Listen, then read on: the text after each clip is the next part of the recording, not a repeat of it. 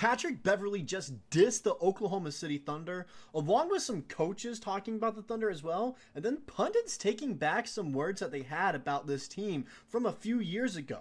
Before we get all that, don't forget to hit subscribe, and now we'll get into it.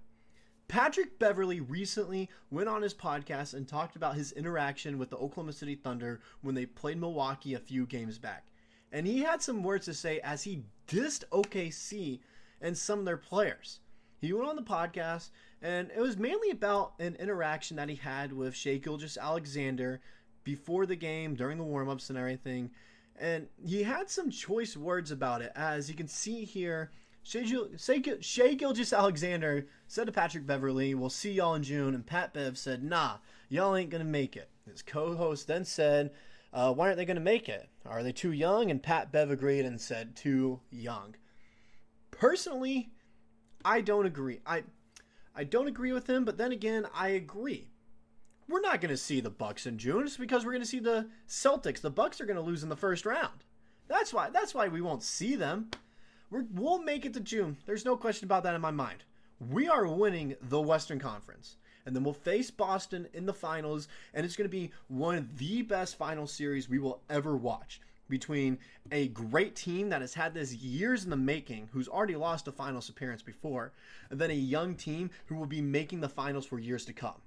This could be a whole new Cavs-Warriors situation we have going on, where it'll be for 4 years, it's the same teams playing against each other in the finals, because that's how good these two teams are going to be. And so I agree with Pat Bev, but I also disagree. The Thunder are going to make it to June, and we're not going to see the Bucks then, because we'll be seeing the Celtics. But he's not the only person talking bad about the Thunder right now. You also have Suns head coach Frank Vogel talking about this and everything.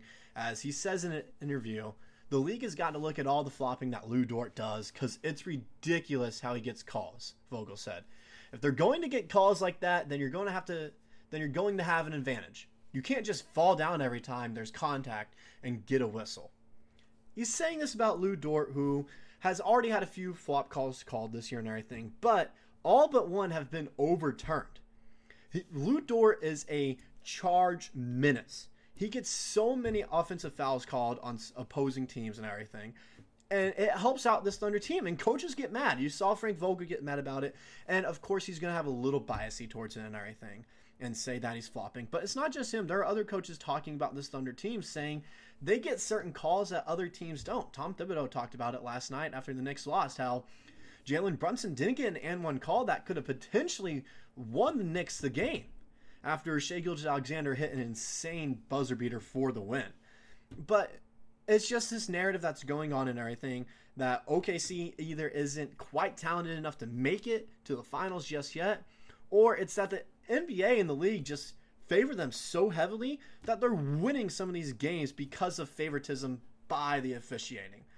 But that's also not all that's been talked about the Thunder and everything. If you remember a few years back, there was a certain terminology that was relayed with the Thunder and everything, and they were considered a black-eyed league, and now the Thunder are beating this black eye narrative that they had placed against them and everything.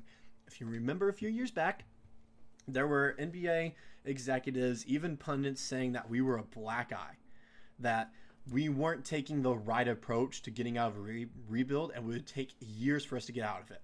However, now we have finally clinched a playoff spot. And if you look here, the Thunder clinched the 12th postseason appearance since 2010, the second most in the NBA. This was a short rebuild for this team. They are back in the playoffs, and they are ready to go, and they're revamped and are ready to make it to the finals and make it to June. As Pat Bev said that we're not going to make it, but we will. We will. There's no doubt about that in my mind. We're going to make it to June. And now we're ready, and we've beat this black eye narrative that was imposed on us. This is an article, from a few weeks ago that said the Oklahoma City, or not a few weeks ago, I meant to say a year ago, after we were beat in the play-in, not beat in the play-in. I'm sorry, I'm getting my information mixed up a little bit. This is from 2022, and you see it here, and it says, one of the topics discussed is the Thunder becoming the face of tanking and how some media critics labeled the team as the black eye of the league. The Thunder finished the season with a 24-58 record and the fourth best lottery odds.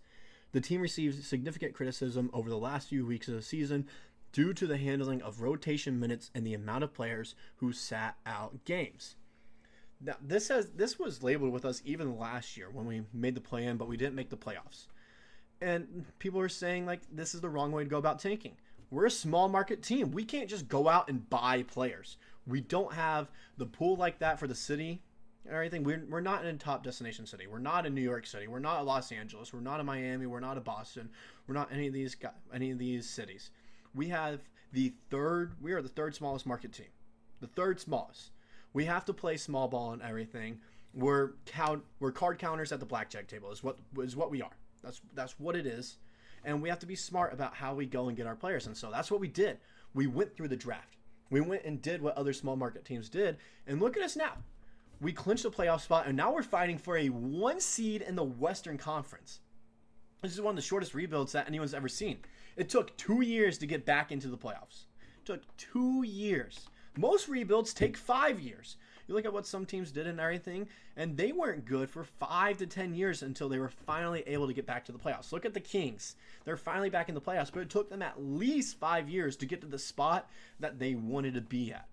And so we're finally beating this black eye narrative and everything. However, it's also led some people to apologize and take back words that they had about the Thunder a few years back. And this goes into my final thing here, is that Stephen A. apologizes. He apologized for some stuff that he said about the Thunder a few months ago and everything. And it came to my attention because he just recently said that SGA is his MVP choice as of right now, just recently. And I agree with him. I think SGA is the MVP. I think he has it over Jokic. I think he has it over Luka. I think Embiid would have won it if he stayed healthy. But now it's up to SGA. I think SGA is the clear-cut favorite to win it all, especially how he's been playing this year. And especially where the Thunder are at right now, the Mavericks might be a play-in team. It's looking very likely they'll be a play-in team. We've guaranteed a playoff spot. We don't have to worry about those 2 games to make it in. We're already here. And so that's why he's my MVP favorite. But if you remember, he talked and everything, and a few years ago he said he's more to blame of what's become of the Thunder than their current players. He's talking about this with Sam Presti. This man had a roster with Kevin Durant, James Harden, Russell Westbrook, Serge Ibaka, and Reggie Jackson, and he still couldn't win the chip. And he's had some talent since that team too. And we've had good teams and everything, and we haven't quite won it all and everything. It's tough to win it all in the NBA, however. Injuries get to you. You have to win 7-game series. It's hard to do that. It's hard to win in back-to-back nights. It's tough to do. And so I get where he's coming from with that. But then he also apologized about this, and he said, I don't apologize often. But Sam Presti, on national television, I'm going to say this. I, Stephen A. Smith, owe this man an apology. I don't give a damn about the championships right now. I can't because I'm a Knicks fan. I'm sorry. You're going through a lot being a Knicks fan. I get that and everything. You know, you took your little anger out about the Knicks not being that good for the past few years out on the Thunder because we're finally back.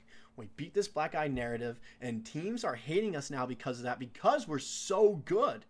We're playing so well. We have so many top-tier players right now. Shai Gilgeous-Alexander, an MVP favorite. He's probably going to win it. You have J-Dub, who is, I think, the best second scoring option out of any player in the league.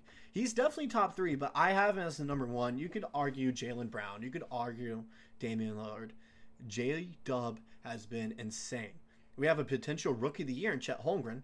Josh Giddey's finally playing like he used to and everything, and like the player we know he can be. And we are deep on the bench with Aaron Wiggins, Isaiah Joe, Gordon Hayward as well. We have a deep bench that can make a run into the playoffs. And pundits are starting to take back their words, and coaches and players are hating on us because they ain't us. That's simple. They hate us because they ain't us, and the Thunder are making it to June, and Pat Bev's going to eat his words that he said about us. But that's all I got for Thunder News today. Stay tuned for another video. Don't forget to subscribe, hit that like button, and we'll be back with another video.